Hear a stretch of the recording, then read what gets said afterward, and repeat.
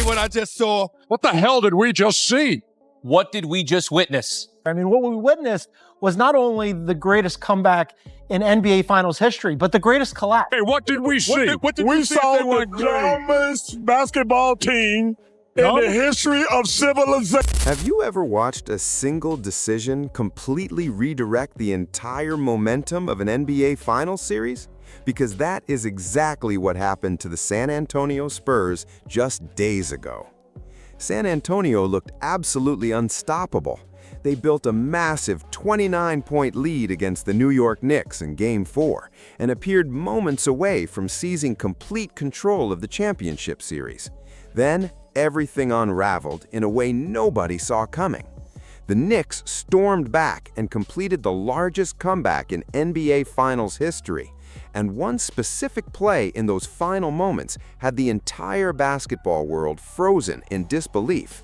With just seconds remaining and San Antonio clinging to a 1-point lead, De'Aaron Fox got the basketball in his hands. Also for drives, goes inside, pulls back, kicks it out in the corner. Brunson gets it back. Brunson on the drive, the floater's up. Shot won't go, rebound deflected in the backcourt. Fox has a chance to get it. Fox has it inside, blocked by Anunoby. 9 seconds remaining. 6 seconds remaining. Rather than forcing New York to foul and running precious seconds off the clock, Fox decided to attack the basket. His layup attempt was blocked. The Knicks recovered the ball, got another possession, scored, and stole the game in the most stunning fashion imaginable. Guarding the inbound pass. They might just go flat for Jalen Brunson, allow him to operate at the top, one-on-one. Brunson gets it, fires up a three. Shot no good, the tip, it's gone! It's gone! It's gone! With 1.2 remaining, Knicks take the lead. OG Anunoby, and it's 107-106.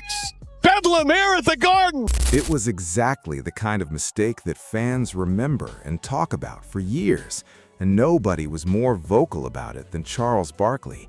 He did not hold back for a single second, calling it a dumb play and making it abundantly clear that in his view, the Spurs handed away a game they had absolutely no business losing. They had that game won and gave it back. But here is where the story gets really interesting.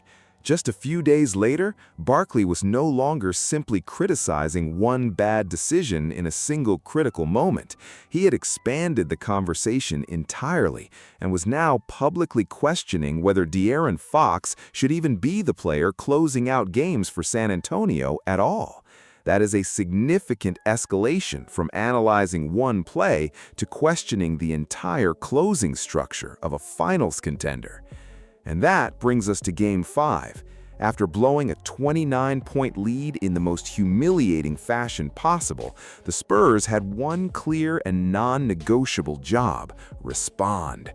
Come out with urgency, with aggression, with the kind of locked-in focus that sends a message to the Knicks and to everyone watching that Game 4 was an aberration they were capable of leaving behind.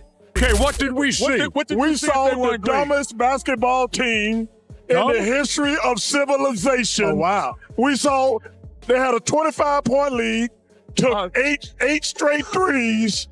They thought to get, that was some of the most mismanaged, stupid basketball. Hey, when you blow a 29-point lead, the other team has to help you. The San Antonio Spurs helped the New York Knicks win this game by doing some of the stupid-ass stuff I've ever seen on the basketball court. When they had your 25-point lead, they shot 8 threes in a row, never even came close to using any time on the clock. And you're like, this game ain't over yet. And DeAndre Fox. De'Aaron Fox. He can't even get his name right anymore. Call his ass DeAndre tonight. That was a dumbass play. Yeah, he did not have to shoot that ball. They could have just got fouled. There was no reason for him to shoot. Early on, it genuinely looked like they might do exactly that.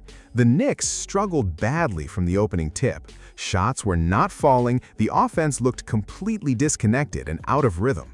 Nothing New York tried seemed to be working in any meaningful way.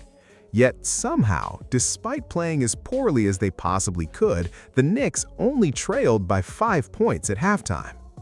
That detail jumped out to Barkley immediately, and he could not stop returning to it during the halftime show. In his view, even the Knicks had played about as poorly as an NBA Finals team could play, and were still right there within striking distance. That was not a compliment directed at New York, it was a direct criticism of San Antonio.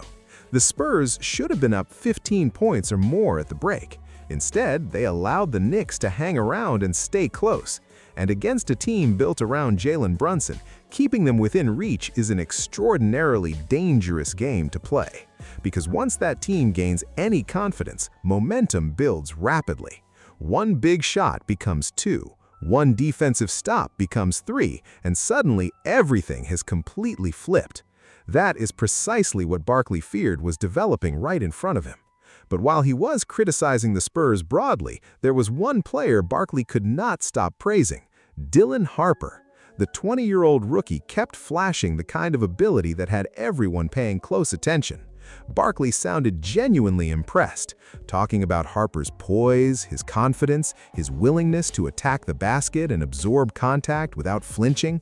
Most importantly, Harper was not afraid of the moment. That is an enormous compliment coming from a Hall of Famer during the NBA Finals. Most rookies shrink when the pressure peaks. Harper looked completely at home. And the stronger that impression became, the more direct Barkley's opinion grew. This was not just a talented young player showing flashes. This was someone who deserved a significantly larger role. Then came the moment that genuinely shocked everyone listening. Barkley shifted to discussing the fourth quarter rotation, and what started as a routine basketball conversation turned into something nobody expected. He said the Spurs needed to play Harper more. Then he said they needed to lean on Stephen Castle. And then he went even further, stating plainly that if it came down to it, Coach Mitch Johnson needed to take De'Aaron Fox out of the game entirely. To say this, he got to go with Castle and Harper. He got to take Fox out the game. I hate saying that because I'm a big De'Aaron Fox fan, but if you're Coach Johnson, you can't be worried about people's feelings out here. Think about how significant that statement actually is. We're not talking about a fringe rotation player or a journeyman trying to find his footing. We're talking about De'Aaron Fox, a proven star, an all-star caliber guard, and one of the most talented and dangerous players on the entire San Antonio roster. Barkley even acknowledged he hated saying it. He openly admitted he is a genuine fan of Fox as a player, but in his mind, winning takes absolute priority over everything else. Feelings do not matter. Contracts do not matter. Reputations built over years do not matter. If another player gives your team a better chance to win the game in front of you, that is the player who deserves to be on the floor. That was Barkley's position. And after what unfolded in Game 4, a significant portion of the basketball world suddenly started listening more carefully. What makes Barkley's take particularly interesting is that he was not attacking Fox as a player or questioning his talent level. He was not suggesting that Fox cannot help teams win basketball games. He was focused entirely on what he was observing in this specific series against this specific opponent. Harper was making quicker decisions. Harper was attacking with genuine confidence, and Harper had earned a level of trust that the moment was demanding. That is a meaningfully different conversation from simply criticizing a player's ability. Because once a rookie starts earning trust over established veterans on the biggest stage in the sport, significant questions immediately follow. Questions about the future of the franchise, questions about leadership and hierarchy, questions about who should be trusted with the basketball when everything is on the line. And suddenly, one blocked layup in Game 4 becomes the entry point into a much larger and more consequential debate. The most remarkable aspect of all of this is how rapidly the conversation shifted. Just weeks ago, Dylan Harper was a promising rookie, generating excitement about what he might eventually become. Now, one of the most respected and recognizable voices in the history of basketball is making the argument that he should be on the floor during the most critical possessions of the NBA Finals. That is an extraordinary leap in perception, and it tells you everything about how much Barkley genuinely believes in what he's been watching from this 20-year-old. At the same time, it reveals just how damaging that Game 4 collapse truly was for San Antonio's credibility and internal confidence. When a team surrenders a 29-point lead on the biggest stage professional basketball offers, nothing goes unexamined. Every substitution gets questioned. Every possession gets dissected. Every rotation decision becomes a referendum on the coaching staff's judgment. Every player's role becomes open for debate. That is exactly the environment the Spurs now find themselves operating in. So the defining question becomes this: was Charles Barkley overreacting in the heat of a frustrating moment, or did he identify something real that the San Antonio coaching staff has been reluctant to fully acknowledge? Because one thing is no longer debatable. This conversation has grown well beyond a single blocked layup or one poorly executed possession.